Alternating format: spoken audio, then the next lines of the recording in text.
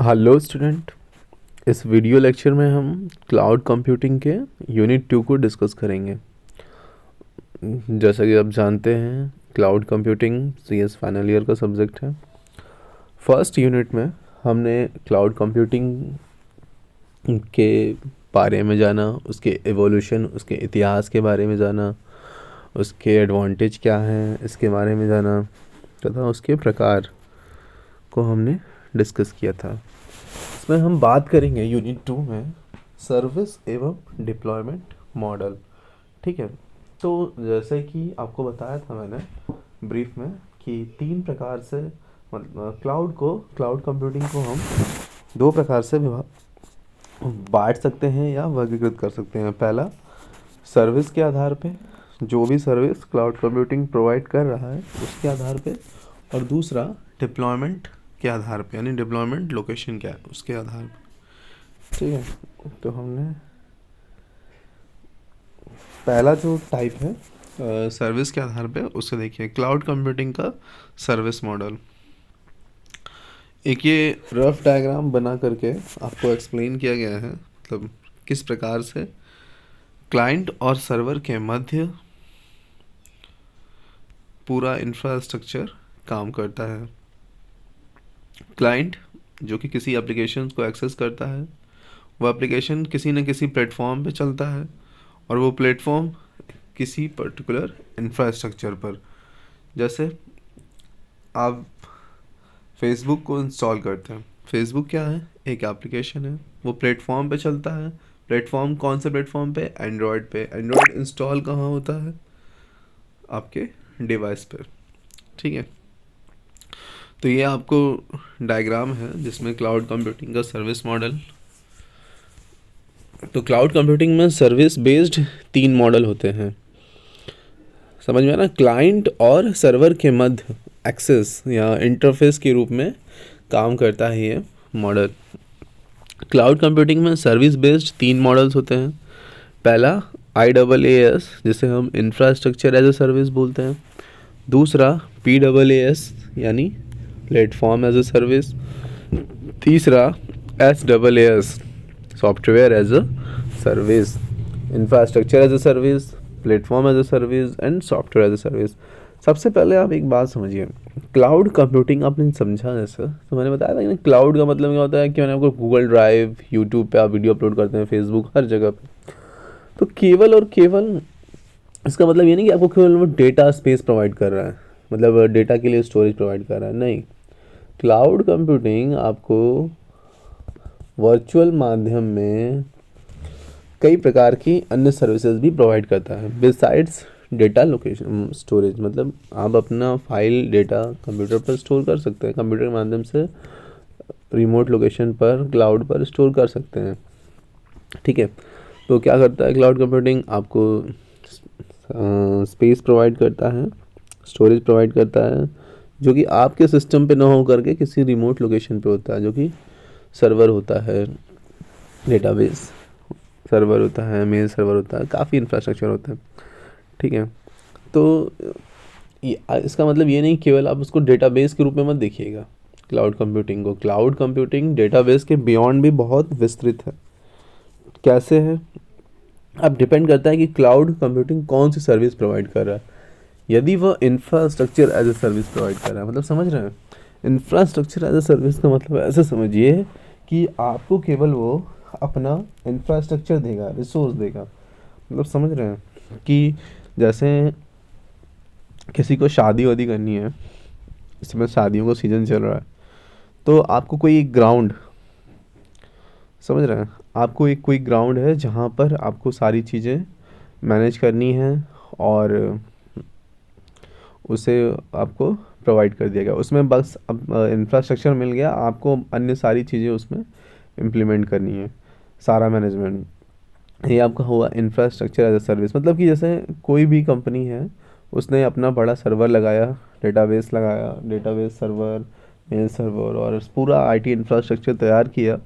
तैयार करने के बाद उसने अपना पूरा इंफ्रास्ट्रक्चर आपको दे दिया यूज़ करने के लिए। आप उसके जैसे किसी दोस्त ने आपको अपना मोबाइल फ़ोन दे दिया कि लो, तुम्हें जब तक ज़रूरत है तुम इसका इस्तेमाल करो, ज़रूरत ना होने पर वापस कर देना।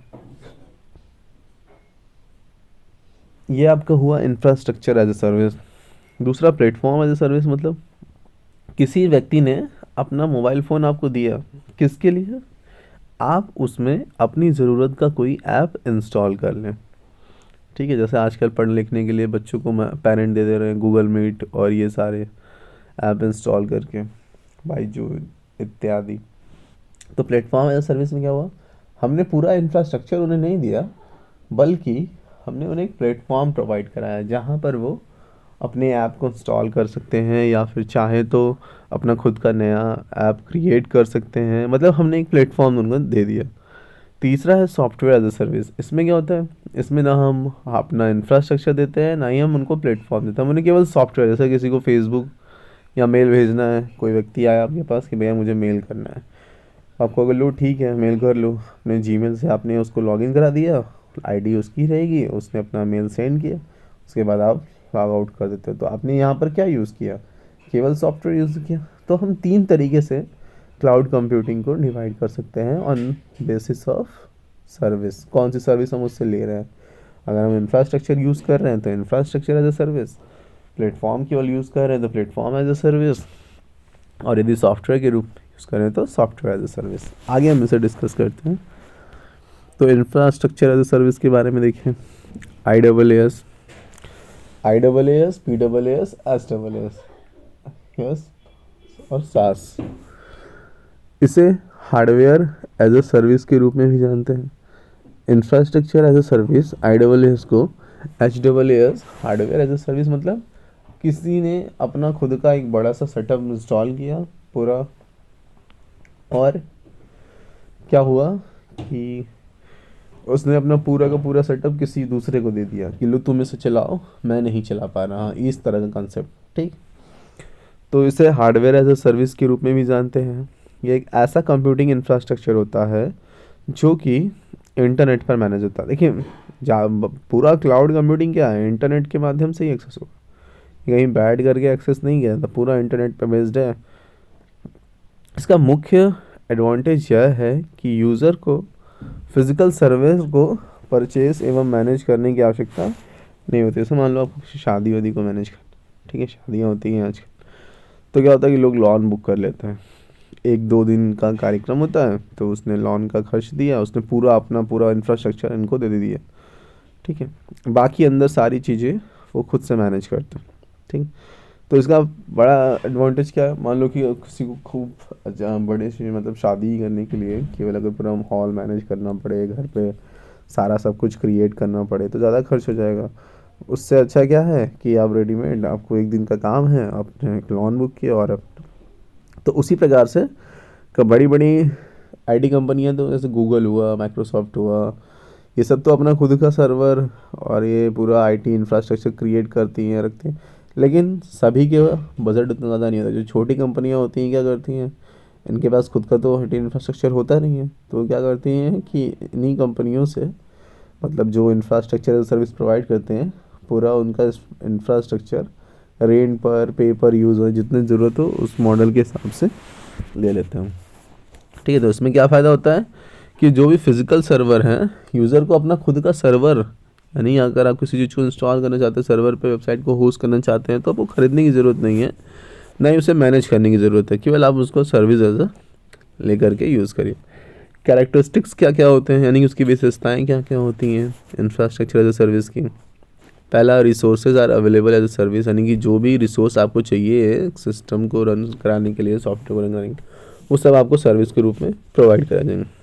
सर्विसेज आर हाईली स्केलेबल, इसका मतलब क्या है कि जो infrastructure as a service provide करता है वो स्केलेबल। स्केलेबल मतलब जैसी आपकी ज़रूरत हो उसके हिसाब से उसको घटाया बढ़ाया जा सकता है। जैसे मान लो कि आपको 2 सर्वर की ज़रूरत है, हो सकता है कि भविष्य में 3 ज़रूरत पड़े, या फिर ये भी हो सकता है कि एक की ही पड़े। तो जैसी ज़रूरत होगी उसके हिसाब से इंफ्रास्ट्रक्चर को आप स्केल अप स्केल डाउन कर सकते हैं। Dynamic and flexible, dynamic and flexible का मतलब ही यही है कि जितनी ज़रूरत उसके हिसाब से आप उसको मैनेज करिए। फ्लेक्सिबल है, पे पर यूज़, और ये वाला कॉन्सेप्ट है, GUI and API based access, यानी कि मतलब इजी एक्सेस होता है ग्राफिकल यूज़र इंटरफेस और मशीन प्रोग्रामिंग इंटरफेस के माध्यम से। एग्जांपल क्या क्या होते हैं किसके, इंफ्रास्ट्रक्चर एज अ सर्विस के, Linode, Amazon web service, Microsoft Azure, Google compute engine, Cisco का मेटा क्लाउड, सब क्या है, उदाहरण हैं जो कि infrastructure as a service provide करते हैं। यह केवल इंफ्रास्ट्रक्चर प्रोवाइड करता है तथा यह वर्चुअल मशीन एवं वर्चुअल स्टोरेज का एक्सेस प्रदान करता है। दूसरा टाइप है इसका सर्विस के आधार पे प्लेटफॉर्म एज अ सर्विस। इसमें क्या होता है कि इस क्लाउड कंप्यूटिंग प्लेटफॉर्म को प्रोग्रामर्स के लिए बनाया गया था। इसकी सहायता से एप्लीकेशन को डेवलप, टेस्ट, रन तथा मैनेज किया। जैसे मान लो कोई भी एंड्रॉयड को ऐप डेवलपर है तो उसको एंड्रॉयड डेवलप करने के लिए उसके पास एंड्रॉयड का एनवायरनमेंट होना चाहिए, प्लेटफॉर्म होना चाहिए, प्लेटफॉर्म होना चाहिए जिस पे वो अपना ऐप क्रिएट कर सके, उसको मैनेज कर सके, उसको रन करा सके। तो उसके लिए हम क्या करते हैं, हम प्लेटफॉर्म एज अ सर्विस का यूज़ कर सकते हैं। क्या क्या इसकी कैरेक्टरिस्टिक्स होते हैं यानी विशेषताएं। पहला, accessible to various users via the some development application, कुछ या विभिन्न डेवलपमेंट एप्लीकेशंस के माध्यम से कई सारे यूज़र इसको एक्सेस कर सकते हैं। दूसरा, integrate with web service and database, यानी कि यह वेब सर्विसेज और डेटाबेस को एकीकृत करता है। Supports multiple language and framework, platform as a service कई सारे लैंग्वेज, यानी कि आप कई सारे भाषा में अपना प्रोग्राम को राइट कर सकते हो, रीड कर सकते हो। और उसके साथ डेटाबेस भी, यानी कि फ्रेमवर्क। फ्रेमवर्क क्या होता है, हर कंपनी का अपना खुद का एक फ्रेमवर्क होता है जिस पे वो अपने एम्प्लॉय को काम करने के लिए बोलते हैं।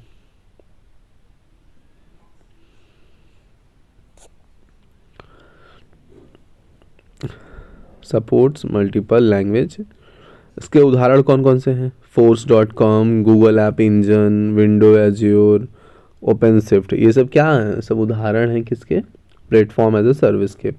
या इंफ्रास्ट्रक्चर के साथ साथ प्लेटफॉर्म, अब किसी का प्लेटफॉर्म यूज़ करोगे, अब किसी के दोस्त का ने तुमको मोबाइल फ़ोन दिया तभी तो उसमें एंड्रॉयड होगा, बिना एंड्रॉयड के कैसे काम करोगे। तो अगर इंफ्रास्ट्रक्चर प्लेटफॉर्म एज सर्विस में इंफ्रास्ट्रक्चर भी हम यूज़ करते हैं। यह रन टाइम इन्वायरमेंट एवं डेवलपमेंट टूल प्रोवाइड करता है। तीसरा टाइप है सॉफ्टवेयर एज अ सर्विस, यहाँ पर हम केवल सॉफ्टवेयर यूज़ करते हैं। इसे ऑन डिमांड सॉफ्टवेयर के रूप में भी जाना जाता है। जैसे कि फेसबुक पे आप देखोगे कई सारे गेम होते हैं, ऑनलाइन गेम, आप उसे इंस्टॉल नहीं करते हैं, केवल आप क्या करते हैं, उस पर प्ले करते हैं और वो अब उसे खेलना शुरू करते हैं। इसे ऑन डिमांड सॉफ्टवेयर के रूप में भी जाना जाता है। ये एक ऐसा सॉफ्टवेयर है जिसमें एप्लीकेशंस को क्लाउड सर्विस प्रोवाइडर के द्वारा होस्ट किया, यानी कि जो एप्लीकेशन है, सॉफ्टवेयर जिसको आप यूज़ करना है, सॉफ्टवेयर आपका, वो आपके फ़ोन पे इंस्टॉल नहीं होगा, वो क्लाउड सर्विस प्रोवाइडर के द्वारा ही उसको होस्ट किया जाता है, मैनेज किया जाता है। यूज़र इन एप्लीकेशंस को इंटरनेट कनेक्शन एवं वेब ब्राउज़र की सहायता से, देखो बिना इंटरनेट कनेक्शन के क्लाउड कंप्यूटिंग बेकार, वेब ब्राउज़र की सहायता से एक्सेस कर सकता है। अच्छा, एक चीज़ ध्यान दीजिएगा, अगर सॉफ्टवेयर एज अ सर्विस है तो वह इंफ्रास्ट्रक्चर भी प्रोवाइड करेगा, प्लेटफॉर्म भी प्रोवाइड करेगा। अब जब मोबाइल फ़ोन दोगे उसमें एंड्रॉयड होगा तभी तो कोई एप्लीकेशन इंस्टॉल होगा, समझ रहे।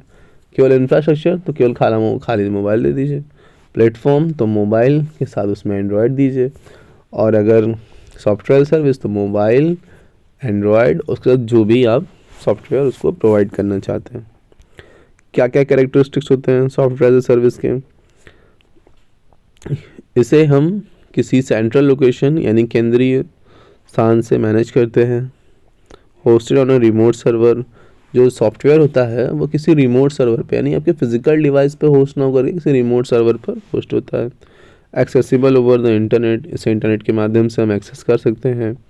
यूज़र हार्डवेयर एवं सॉफ्टवेयर अपडेट के लिए रिस्पॉन्सिबल नहीं होता, ये अपडेट्स होता ही अप्लाइड होता है, यानी कि जो हमारा कस्टमर यानी कि जो यूज़र है जो यूज़ कर रहा है सॉफ्टवेयर को, उसका उस पर्टिकुलर जिस सॉफ्टवेयर को यूज़ कर रहा है उसके अपडेट को लेकर के, उसके हार्डवेयर को लेकर के चिंता करने की ज़रूरत नहीं। उसका काम क्या, केवल उस सॉफ्टवेयर को यूज़ करना। जैसे आपको आप सबने फाइल रिसाइज की होगी, इमेज की साइज़ को कम करना या फिर उसको जेपीजी को कन्वर्ट करना। आप सिंपली क्या करते हैं, ऑनलाइन जाते हैं, आप टाइप करते हैं ऑनलाइन इमेज साइज रिड्यूसर या कन्वर्टर। जैसे आप उस पर क्लिक करेंगे पूरा सॉफ्टवेयर खुल जाता है, एक साइट खुलती है, इस पर पूरा सॉफ्टवेयर होता है ऑलरेडी। आप केवल उस पर अपना फाइल अपलोड करते हैं और उस साइज़ को रिड्यूस कर देते हैं। तो वहाँ पे आप क्या करते हो, केवल सॉफ्टवेयर एज अ सर्विस का यूज़ करते हो। इस सारे सर्विस को पे एज़ पर यूज़ के आधार पर परचेज़ किया जा सकता है, यानी जितना आपकी ज़रूरत हो उसके आधार पर आप उसको यूज़ करें। BigCommerce, Google app, Salesforce, Dropbox, Cisco Webex, stack, ये सभी किसके उदाहरण हैं? ये सब के सब सॉफ्टवेयर एज ए सर्विस के उदाहरण हैं। अब यहाँ पर एक ब्रीफ में शॉर्ट में आपको तीनों के बीच में अंतर बता दिया जाता है कि infrastructure as a service, platform as a service और सॉफ्टवेयर एज ए सर्विस में क्या अंतर है। इंफ्रास्ट्रक्चर एज ए सर्विस में यह वर्चुअल डेटा सेंटर इंफॉर्मेशन को स्टोर करने के लिए प्रोवाइड करता है। प्लेटफॉर्म एज सर्विस क्या करता है, यह वर्चुअल प्लेटफॉर्म तथा टूल्स ऐप्स को क्रिएट, टेस्ट एवं डिप्लॉय करने के लिए प्रोवाइड करता है। सॉफ्टवेयर सर्विस क्या करता है, यह वेब सॉफ्टवेयर तथा एप्लीकेशन प्रोवाइड करता है बिजनेस टास्क को पूरा करने के लिए। फिर जो आपका इंफ्रास्ट्रक्चर सर्विस है, यह नेटवर्क आर्किटेक्ट्स के द्वारा यूज़ किया जाता है, यानी जो बड़े जानकार होते हैं उनके द्वारा। और जो प्लेटफॉर्म एज ए सर्विस है, यह डेवलपर के द्वारा यूज़ किया जाता है, यानी जो ऐप को क्रिएट करते हैं। और जो हमारा सॉफ्टवेयर एज ए सर्विस है, ये किसके द्वारा यूज़ किया जाता है, ये एंड यूज़र, हमारे जैसे यूज़र के लिए यूज़ किया जाता है। इस वीडियो में हम इतना ही देखते हैं। अगले वीडियो में हम डिप्लॉयमेंट के आधार पर किस प्रकार से क्लाउड कंप्यूटिंग को डिवाइड किया गया है, बांटा गया है, इसके बारे में डिस्कस करेंगे। इस वीडियो का आप पूरा कंप्लीट नोट्स बनाइए। नोट्स बनाने के बाद उसको 2 बार पढ़िए, वीडियो को प्ले करिए, नोट्स को देखिए। यदि कोई टॉपिक आपको समझ में नहीं आता है तो आप उसे कमेंट बॉक्स करके पूछ सकते हैं।